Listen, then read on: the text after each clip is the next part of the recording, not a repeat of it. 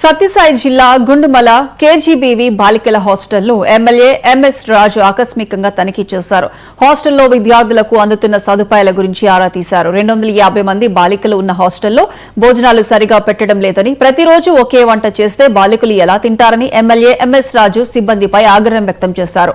ఫోన్లో ప్రిన్సిపల్తో మాట్లాడిన ఆయన బాత్రూంలకు సరిగా డోర్లు కూడా లేవని, మంజూరైన నిధులు డ్రా చేసుకున్నారని, ఎందుకు మరమ్మతులు చేయించలేదని ప్రశ్నించారు. రేపటి నుంచి హాస్టల్ విషయంలో మార్పులు రాకపోతే పరిస్థితి వేరేలా ఉంటుందని హెచ్చరించారు.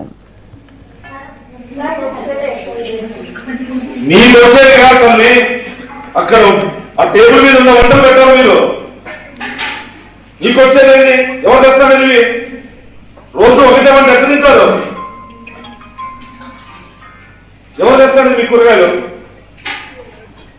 మాట్లాడాలి రోజు అది ఏమా ఫ్రీగా వస్తాను కానీ కడతా అంటే వచ్చేసి అసలు మెనూలో ఉండే వంటలు ఇక్కడ లేవు.